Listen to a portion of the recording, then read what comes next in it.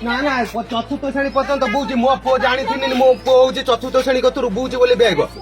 मो पु हूँ जाकि आम कतर कहला कहे तुम्हें ये छुआटा मु किसी नुह तुम्हें आपण पचारि बुझंतु से तापर कौन कहले मु तो कहनी ताना सही सानी जी कहले जे दीदी को बैग ना केते आम नहीं आनु एया कहले तापर आ किछि रिएक्शन है ना पळे आसु तापर कुकुर छुआ को बा तुम्हें आज के होची चतुर्थ श्रेणी कतुर बैग बुझी बाप जानी नहीं ता पुओ बुझी बोली दीदी कांध झुला बैग न बोहिले छात्रों को दीदी डाकुछंती कुकुर स्कूल आसवा पूर्व स्कूल छुट्टी हेबा परे आम स्कूल सोन दीदी मो द्वारा बुआउछंती तांको कांध झुला बैग एहाको मु विरोध करिबारु स्कूल पिलांको आगरे मते दीदी कुकुर बोली डाकुछंती दीदी को डाकिबा देखि पिलाई भी मते डाकुछंती कुकुर एभଳି କିଛି संगीन अभियोग आनिछंती जणे 10 वर्षर नाबालक छात्र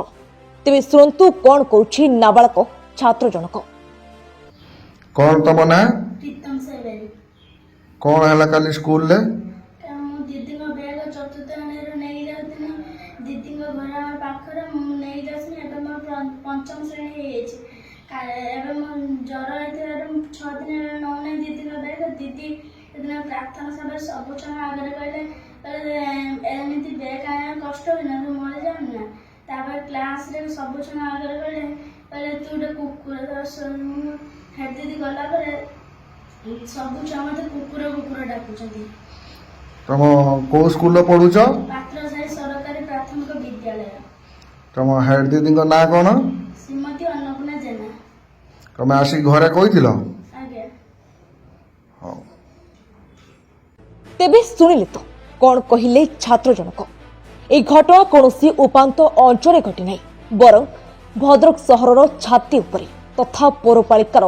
9 নম্বর ওয়ার্ড চারিঘরিয়ারে থিবা পাত্রসাহী প্রাথমিক বিদ্যালয়ে যাহাଙ୍କ নামରେ ଏହି ଅଭିଯୋଗ ହୋଇଥିଲା ସେହି ଅଭିଯୋଗ ସମ୍ପର୍କରେ ସ୍ୱର୍ଣ୍ଣ ଦିଦି ତଥା ସ୍କୁଲର ପ୍ରଧାନ ଶିକ୍ଷୟିତ୍ରୀଙ୍କୁ ପଚାରିବାରୁ ସେ କିନ୍ତୁ ପରୋକ୍ଷ ଭାବରେ ଛାତ୍ର ଜଣକ ବ୍ୟାଗ୍ ବୁହନ୍ତି ବୋଲି ମାନିଥିଲେ ତେବେ ଶୁଣନ୍ତୁ କଣ କହୁଛନ୍ତି ସ୍ୱର୍ଣ୍ଣ ଦିଦି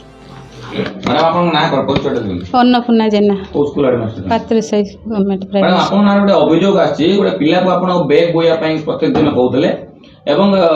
जदि से बैग न बोइला परे आपन ताको कुकुर बोई गाली देछन्ती अन्य अन्य भाषा भी आपन कहछन्ती आपन कोन कहबे अब एक कथा सत्य ने मु केबे भी ताको बैग बोइबा कथा कहिनी मैडम कोन हेतला से दिन स्कूल आवर भितरे ताको ता बैग से मो ठारू बेले बेले आपे नहीं जाए आम रिलेशन रे से नाती होबो पाख पड़िसा सेति पई नहीं जाए मु ताको से दिन से गला बेले ताको ज्वर हेई कहला ज्वर मु स्कूल गई आसुनथिल ज्वर हेई ना हला तापरे ताको दीदी जने पचारले तू होची दीदी को बेले बेले बैग नौनु कोन पई सेठू से कहला ना देह भल ना आम मो बैग देगी गली सी बाध्य होगी केबे मु ताको बाध्यता ने बैग एक केबे भी मु कही ना सेटा तांकर से मन गढ़ा कहि पारंती कि जा हो बैग सब बेले बैग निएनी से आपे सही बेले ना बेले बेले से पाख पड़सा वाली सो इच्छा रे केते बेले बैग निएनी जम्मा तो इच्छा रे कोनी बैग निएनी अरे बैग सो मैडम ए बाबत रे परिवार लोकन संगे आपण कथा हितले मु जाई कि परिवार सहित भी कथा हितली मु भी मु तांको घरे पर्सनल जाई कि तांको घरे देखा करी कि पचारली मु कहली मैडम आपण पर्सनल जाइथे जदि आपण मैडम जदि पिला को कुकुर कहि नथिले आम पाख पड़िसा जते छुआ ऊपर किछि सेथि पई जाईथिली मोर गां रे पाखरे नाला आसीबा पई कहिछि ताबरे पिला 2 दिन हैला आसुनी काली भी ता साना बापा को जाउथिला बाटरे म कने अरे पुओ देह भल नाही कि काहे स्कूल जाइनो आसीनी कहला मु से विषय खुडी कहि परिबिनी तो मैडम शेष कथा जे आपण पिला को बैग बोइबा ठीक ना भूल बैग बोइबा भूल किंतु मु तांको बाध्य केते बेले कहिनी जे मो बैग नियंतु बोली आ आपे नहीं जाए बे हां नाती हिसाब रे मना करिचु हम स्टाफ माने भी जे होते स्कूल रेकर्ड नौथिले से कहबो ना आपे मु नै जाउची दीदी मु जिमी सैडी दे दियंतु तेबे दीदी कुआडे से स्कूल ले आज को 10 वर्षरो ऊर्ध्व रही निजरो काया विस्तार करछंती जार प्रतिफलन आज आपनक सामने उत्तम बारिक कोना सीतम साई बारिक को क्लास पढन पंचम श्रेणी घटना कौन था जो आप अभियोग करते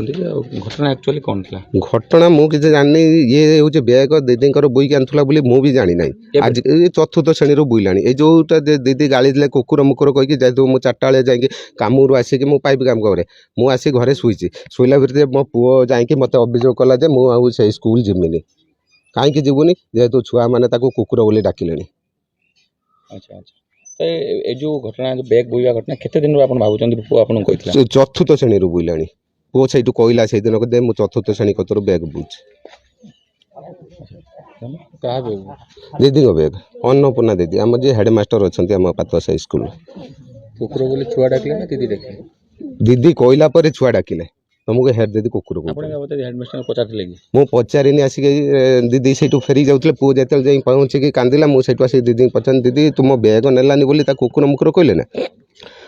से हूँ मुझे छुआ को डाकिक आसिक पचारि छुआ दीटा को पचारनी से छुआ मैंने भी कहले हाँ यही घटना है। तेबे संपूर्ण खबर परिवेशन पर विचार आपणकर छात्रों प्रति एभली आचरण और उच्चारण करुवा दीदी को कि प्रकार दंड मिलिबा दरकार ताहा कमेंट बॉक्स रे लिखि जणांतु। Bureau report 32 voice.